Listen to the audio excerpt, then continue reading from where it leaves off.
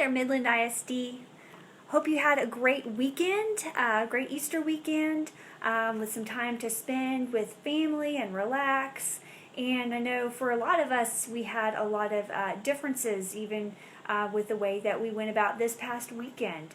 So, yeah, we had some interesting things in our household as well that were different than what we've done in the past. So I've got a first grade student, a 6-year-old, and we've always done Easter egg hunts and all that good stuff. So we continued the tradition this year. And for some reason, we ended up doing it in-house, an indoor Easter egg hunt. And so off he went hunting for eggs. And of course, you know, in this time, we're all trying to be super creative. So I was like, okay, I'm going to be super creative as well with some of the places where I hid things. And I was quite proud of myself in that area. But I was a little too creative. And I found that we have an egg at large. We couldn't find it. And at this point in time, we've got one that's going to be, I think at Christmas, we're going to end up hunting Easter eggs at our house because we've not been able to find it. So, luckily, it's not a real egg, and it's not one that has edibles inside, so thank goodness for that. But I think we have inadvertently created a new Atkins Easter egg tradition, which will probably extend all the way until Christmas. It's been a source of his brain break today. I just have to convince him that it's not over here where I'm working, because he's trying to hide under, I think it's under the desk and stuff like that. And parents, so I can certainly commiserate with those of you who are working from home and you've got kids who are, you know, they're with you too. So anyway, so a lot of new things going on. We have a lot to cover today, so we're going to go ahead and dive onto some of those. So today, parents, you received a communication via email about enrollment and progress monitoring. I know this is a topic that has been, y'all have been waiting for this information. It's been something you've been asking for. We've been really working to make sure that it's really solid and understood by our faculty and our staff and our teachers. And then now we want to roll it out to you and share with you what this looks like. That message came via email with a link to where it's linked into our website, and that if you ever need to refer to it, because there's a lot of information there, it is midlandisd.net/COVID-19, and if you look under news and announcements, you can always refer back to there for that communication. I think it's about 5 pages, so it goes into a lot of detail there. So I'm going to hit some of the highlights about progress monitoring that a number of people were asking about. So a couple things just to keep in mind. Throughout the time school's been closed, we've not been taking grades in the numeric sense, traditional sense that we've been accustomed to. That's not changing. So that's still the case. We've shared before. We understand. We realize that students have various levels of supports and access to instructional materials at home. We're not in all the same classroom environment with the same resources. Try as we might to make sure that everything is as equitable as possible. We have to be realistic about the situation, and that, you know, there's just so many different circumstances and so many different homes at this point in time. So we are moving forward with that still in mind. Despite that, though, we do want to make sure that we provide some way to know if your student is on track in their learning. That's something that I know, you know, as a parent myself, that's something that I want to know as well. And so that's what we are rolling out to you. So we have a system in Midland ISD that speaks exactly to that. To provide uniform feedback on our progress, we're going to use 3 codes. And so these codes are OTM, which stands for On Track to Mastery. So that's ideal. We want to see that for our students. Not on track to mastery. So if there's something that we're seeing at this point in time, it's not on track to mastery, in OT is what we see that might be. Or incomplete. Incomplete would be a situation where we can't make one determination on track or not on track because we don't know where that student is. That student hasn't logged into Google Classroom. That's going to be an extenuating circumstance there. But we do have those 3 codes in place. So I'm going to talk a little bit about what those mean. So OTM means that student's on track to obtaining credit in the course. NOT, or I, is at risk for not obtaining credit for the course. So that would be, of course, a conversation with the teacher on what's going on there. And those teachers, again, like what we do in regular, when school's in session, we'll still make sure that we're reaching out to you as well. One thing I do want you to know with progress reports, so these are what you're going to be seeing on an upcoming progress report that will be coming out soon. These progress reports of OTM, they don't carry the equivalent numerical grade. That's not going to be calculated into the GPA. Course credit, to receive credit for your spring 2020 courses, students have to be able to master the objectives that are assigned per TEA. So our Texas Essential Knowledge and Skills, that's what we're aligning it with. And so based upon that, how will we assess that? Well, just in the same way that we do our traditional classroom setting. When we're reviewing work, we're talking with our students, we're providing them feedback and things of that nature. So these progress reports, that's where people are asking, what will be the, how are we going to get this information? So a progress report is going to be issued on April 17th through Skyward, the same way that you've been accessing that in the past. And you're going to see these codes, OTM, or NOT, or I. And that's what those mean. So you can always refer back to that particular, that resource that I shared earlier that's on our Midland ISD.net/COVID-19 underneath resources. You can refer back to that. That is going to be available on April 17th, as I said. Then our second progress report will be issued May 13th, and we're going to continue to use those codes that we've obtained in this qualitative manner through our Google Classroom and feedback based upon those assignments that would be given between April 6th and May 1st. So that's when you will see that. So then there's the question that continues to continue up until this point. So why not assign grades? Why can't we just continue on assigning grades as we always have? Well, I'll go back to the fact that we are in a situation that's not the way that we've been in class in the traditional sense. And why not use pass-fail? Why don't we just do that? So I want to speak to that a little bit, and in the document it does refer to that, but I want to bring up some highlights from there. So pass-fail system awards basically a 70 for spring 2020 course averaging. It would negatively impact our students who are receiving an A or B in the course. And so that is not necessarily going to be helpful in that regard. So pass-fail wouldn't help in that sense. Students would lose the entire semester of weighted credit because rank is going to be pulled from the semester average, which would negatively impact students taking high school credit courses. So that's another thing we have to think through there as well. NCAA Clearinghouse treats pass as the lowest possible passing grade. And so that would put our students who are interested in collegiate athletics at a disadvantage when they're competing with other students who have not been in that sort of situation. So the pass-fail is something that we really need to be aware of. That's the reason why. So again, that is summarized also on that document. Should you want to look back at that, you can certainly access that on our COVID-19 resources.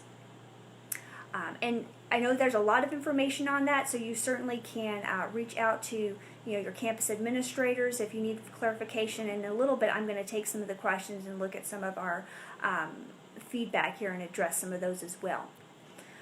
So another thing that came out today was our enrollment for our new school year enrollment. That started today. It's really important for us to all understand that this includes all of our upcoming grade levels, including kindergarten. So unfortunately, though, kindergarten roundup is really an exciting time. It's a time when we like to have the kids on the campuses, and it's they get to meet their teachers and all that great stuff. Right now, with the restrictions that are in place across our state, our country, we're not holding the traditional kindergarten roundup with the opportunity to visit your child's school. Not to say that that might not come later. I mean, we want to connect with your students. We're going to have to continue to monitor the situation. But as far as kindergarten roundup for registration purposes, enrollment purposes, that's not necessarily part of that. Enrollment is online, And so the way to do that is go to midlandisd.net/enrollment for that enrollment information. We also have hard copies available if you're not able to access that and you still need to be able to get in to enroll. And so that's going to be on Wednesdays at a designated time at central office to be able to drive by and pick that up. And so we have further information on our website about what that looks like. midlandisd.net/enrollment provides you with all the enrollment information that you need. As far as pre-K though, pre-K is a different sort of situation because there are a number of assessments that we usually do at that time, and they're not assessments that are necessarily electronic. They're more face-to-face when you're working with a pre-K baby there. So pre-K is on hold until school resumes or this physical distancing restriction is lifted. And so that's something just to be aware of. K and on, that's something that we have ready. But pre-K is something that we're still needing to work through to make sure that we're making the best choices for that particular enrollment process.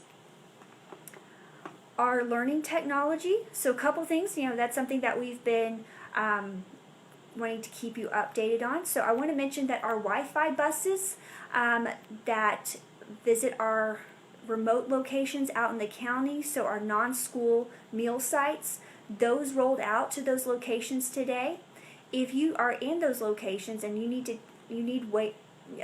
way to get some to the Wi-Fi, please take advantage of that opportunity while you're picking up your meals. The buses will be on site from 11:30 a.m. till 12:30 p.m. Monday through Friday. We also have Wi-Fi boosted in the parks, in some of our community parks and the parking lots of a lot of our school buildings and several city parks. If you go to midlandisd.net/COVID Wi-Fi, it'll give you a complete listing of where those are, what some of those companies are, and where those locations are. Again, continuing, probably the best way to go about doing that is if you were to drive up and stay in your car. That would be the best way to do that. We emphasize the physical distancing continuing throughout that. I know a number of y'all have also asked about Wi-Fi hotspots from your campus. That's something we have been sharing out. The hotspots are being set up by our technology team. They're working hard to get them ready for you. So if you did request one of those and you let your administrators know that that's something you're interested, hang tight. We're working on getting those ready for you, and then they'll be in touch once those are available. Also know that during this time, we've been rolling out, Google Classroom. Last week was our soft rollout, people getting used to Google Classroom and things of that nature, and it's been, I know, a learning experience for everybody, for parents, for students, for teachers, for, what does this look like? So we know that does present a challenge. We want to be able to provide some additional support. So in on our academic website, we do include some supports there as well. But sometimes you need to be able to talk to a real person who's going to be able to walk you through that. And so we do have a number available. That number is 432-240-1110. I'll say it again. It's 432-240-1110. That number is going to be staffed Monday through Friday, 8 a.m. to 5 p.m. And it's available in English and Spanish, so that person is bilingual. Now, at this point, it's one person who's answering that phone, so if you don't get through the first time and you've got a busy signal, just try back. But we'll make sure that we're manning that, and that's available on Mondays through Fridays, 8 a.m. through 5 p.m. in English and in Spanish. So I know that is a lot of information right now. I'm going to go through and check our feed and see if there's anything that I can answer in those regards. And I know a number of our staff members are also online and helping with that and answering some of those questions. So I'm going to look to see if we have some that are lingering. I'm going to go back to the beginning of the feed. Yes, our Spanish. Okay, question about our Spanish When is our Spanish Facebook Live? It's on Wednesdays at 4:30. So we'll be back on Wednesdays 4:30 with our Spanish Live. Let's see. All right, a lot of questions, so question about where will how will the codes be released to the public? It's available on our website. If there are further questions, we can certainly, we'll be happy to explain what those are. So one thing to keep in mind with our metrics here, this is a mixed method process. We have quantitative and qualitative aspects to this. And what I'm speaking to right now with the progress monitoring that's happening from COVID, through the time that we were out of school from COVID, that is a qualitative measure that is aligned to what we're taking, that we've calibrated with our collaboratives on our campuses to make sure that we are ensuring mastery, or we're giving a qualitative measure of mastery in that regards. But when we're talking about quantitative metrics, that is something that was pre-COVID. Qualitative is what we're talking about right now at this point in time. And so that requires a lot of our campuses and our teams to continue doing what they've been doing already, is making sure that they are calibrated, very well calibrated to what those standards are. So TEA has standards across the state for each content and grade level. And that's one thing that our teams are being very intentional on, is making sure that they are well calibrated on what that looks like among their teams and among our district as well. So on track to mastery, while it's not going to give you a numeric grade, it's going to give you a qualitative understanding of where that student is. And so that's where that feedback comes into place. And so it's not just here's a label, but also the conversations that your teachers are providing your students. So, for example, my student had his teacher sent him an email and just kind of gave him some feedback in Google Classroom. It wasn't email, but through Google Classroom, on some things that he was doing well, some things that he needed to work on. And that's feedback. That drives instruction, that drives learning. And that's what we're focused on right now, is driving our learning. And if we're gathering that feedback and we're gathering that data from our students in those qualitative methods, then we'll be able to have an understanding of where they are at this point in time, and does that also jive with where they were with the numeric parts. And chances are we will see both of them, but it will not hurt them in regards to the fact that, if they were on track before and then all of a sudden somehow they fell off, then we need to discover what that is. So there's quantitative and qualitative, a mixed methods approach to that. So questions for these. Okay, so people who don't have internet, can't get onto Google Classroom, again, those Wi-Fi, those hotspots, those are areas that we can support, but a number of our local local outlets do have opportunities for us for free Wi-Fi for a certain period of time, so please explore that on midlandisd.net/COVID-19. That'll give you some information on where we can do that.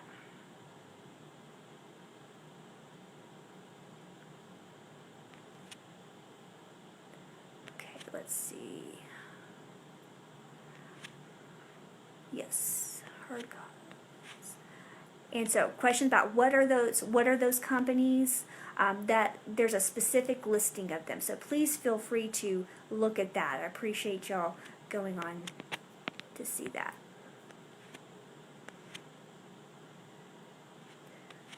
All right, checking through the feed. Yes, a lot of y'all are mentioning that you've gotten some in touch with some of your teachers, and a lot of the teachers are providing some supports as far as how to log on to Google Classroom. They're providing some supports with Google Classroom. Absolutely, please do that and continue to utilize them. They're certainly great resources and can help you with some specifics about your classroom. Yes. Okay, someone said, okay, they were trying to call the line this morning, the helpline. So we did have a situation where the the phone line did go down as they were working trying to get it back up. So it was down temporarily. So it's back up and it's working now. We went through and checked to make sure what the hang up was. GT testing, again, same thing. People were asking about GT testing. Same thing also goes with some of our pre-K support. So please make sure that you are, we're going to be sharing that also once we have that finalized as well. And so yeah, no update on GT at this time, but the update is right now that department is working to talk about what that testing would look like, because traditionally it's been a face-to-face sort of situation, and in this case it would need to we're going to make the same sort of determination as with pre-K. Do we need to move into a different format, or do we need to wait until we resume?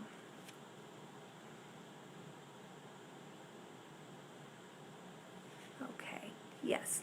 So our buses are still going out to our mobile parks, so we have those still on their way out, and we also have the Wi-Fi buses. So someone is mentioning on theirs the bus still coming out to the airline mobile park. Waited for a while and didn't see it. So yes, those are still continuing to go out during those times. Okay. Trying to see any other comments coming through the feed. All right.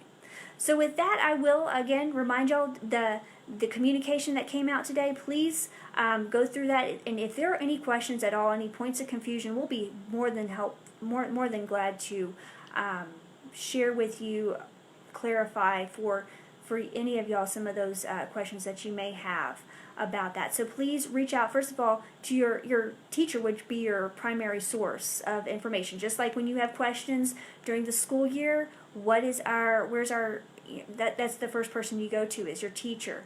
Ask for some clarification. If for some reason as you're going through the process, and OTM is what we want to see, on track to mastery. If you check your students' progress report coming up on April 17th and you see, oh, they're not on track to mastery, yeah, get in touch with that teacher, and that teacher will probably also be in touch with you as well, because we need to be able to make sure that we're doing everything that we can to make sure that that student is on track, and we want to see and troubleshoot where that area might lie. So please be aware of that, and check in Skyward on April 17th for that, and we'll move forward in that regard. Look through the feed here. Okay. All right. So thank you all for continuing to, we appreciate the people who are supporting volunteers. I know parents, you are spending a lot of time learning and helping support your students in navigating this new information. And I do want to reiterate that hotline, that helpline for Google Classroom is not just for parents, but for students as well. So if the student's going through Google Classroom and they're old enough to be able to make a phone call in, please let them know that that's also for them as well. So that way they can get that support as well. So I appreciate everybody being on the call today, and for those of you jumping in and answering questions as well. Thank you for that, and we will be back on Friday at 4:30 in English. We'll be in Spanish on Wednesday at 4:30. In the meantime, you'll be able to catch Mr. Riddick at the Unified Command briefing that they have on Tuesdays and Thursdays at 9 a.m. So please feel free to tune into that. You will not only hear from the district, but you'll also hear what the medical community is also sharing, as well as the mayor, and helps contextualize some of the work that we're doing here. So thank y'all for that, and have a great afternoon. Bye-bye.